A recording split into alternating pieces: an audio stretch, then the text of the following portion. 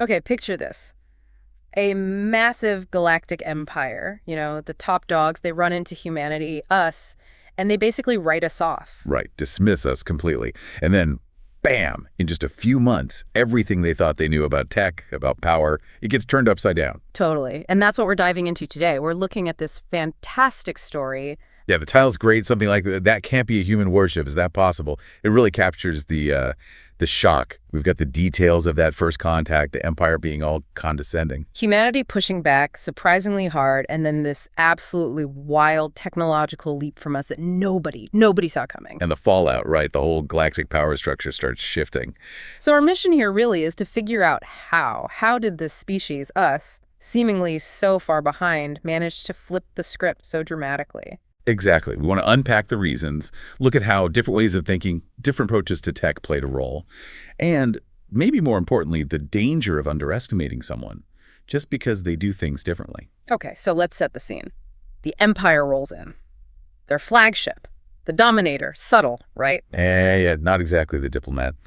And they bring a fleet, like 20 ships. Standard procedure, apparently. Enough to make any planet nervous. And the commander, Admiral Toll, he looks at Earth and basically yawns. He sees, what, chemical rockets? Nations fighting each other? We can barely get to our own moon. Primitive, that's the word. And that first assessment is just. It's so key. The Empire sees everything through their own lens, right? Energy tech, elegant designs, our messy early space efforts. Inferior. Automatically. Such a massive blind spot. They didn't even consider that maybe a different path could lead somewhere interesting. Or dangerous. And humanity's reaction. General Tom leading Earth's defense.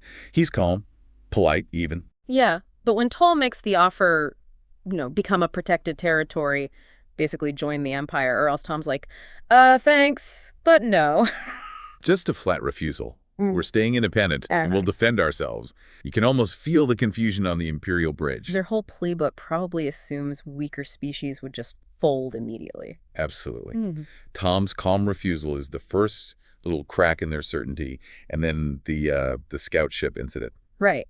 The human ship probably looked clunky as anything to them, takes out their sleek little scout. Not with a bigger laser, but with an EMP.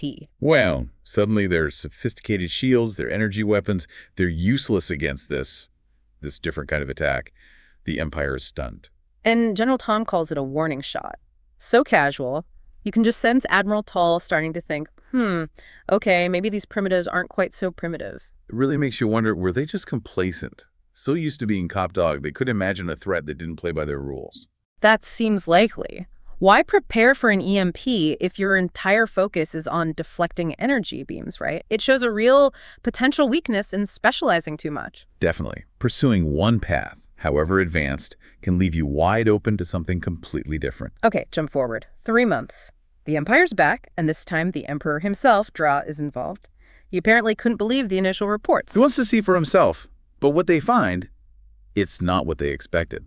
At all. This thing appears, the Defiance. Huge. As big as their battle cruisers. But the design is all wrong, isn't it? Blocky, utilitarian, almost crude by their standards. And the energy signature? Off the charts. Captain Venn, their lead strategist, he's basically whispering that can't be human. Yeah, all their intelligence, all their assumptions about human capability. Completely useless now. Out the window. It's such a massive leap. How did they do it? Reverse engineering, some secret project. It suggests this incredible capacity for rapid innovation that the Empire just didn't factor in, maybe didn't even think was possible. And then Captain Jack from the Defiance hails them, calm as you like, wants diplomatic talks. And he drops that line, "We've been watching the stars for centuries." Ooh, yeah, subtle. Basically saying, you thought we were just messing around down here, think again.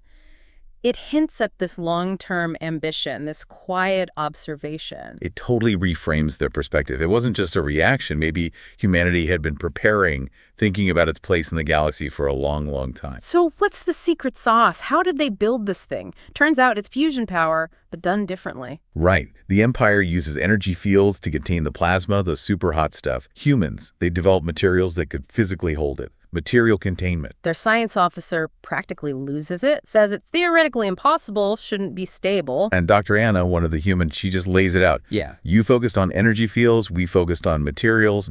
Like Captain Jack says, different paths, same goal. Or maybe better path.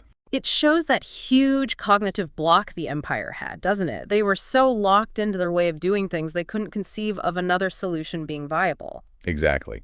What's impossible in one paradigm might be achievable in another. Depends on where you focus your efforts, your science. And it wasn't just the power core. The whole ship philosophy was different. Redundancy everywhere. Multiple computers, multiple power grids. It's described as redundant, robust, over-engineered. Compared to the Empire's elegant, precise, minimal, like you said earlier, a tank versus a race car. That focus on redundancy, it suggests maybe a different history. Dealing with failure, building things to last through unpredictable problems. While the Empire, maybe too comfortable with their success, prioritized sleekness, efficiency, maybe overlooking resilience. It does raise that question, yeah. Is elegance always better than just being tough and having backups? Maybe not always. Then the weapons, oh man, the weapons. Kinetic projectiles, tiny things, fired at near light speed. And the Imperial commander mocks, he scoffs. Primitive ballistics. And Captain Jack's perfect comeback, primitive concept, advanced execution. These little slugs hit with so much kinetic energy. They just punch right through the Empire's energy shields. Because those shields were designed for energy, not for hypervelocity physical impacts. It's like trying to stop a cannonball with a net designed for butterflies. Brilliant asymmetric thinking. Find the weakness. Exploit it with something unexpected. Absolutely. It wasn't about matching firepower. It was about understanding the limitations of the opponent's defenses. And the final nail in the coffin. The shields. Gravitational shields. Yeah, they don't block energy. They just bend space around the ship. Energy weapons just curve away. Useless. Captain Jack's explanation again. Different approach, better results. Almost casual about rewriting physics as the Empire knows it. That had to be the biggest shock. Yeah. The challenge is not just their military tactics, but their entire understanding of fundamental science. So, boom, power balance shattered. But what does humanity do? Attack. Nope.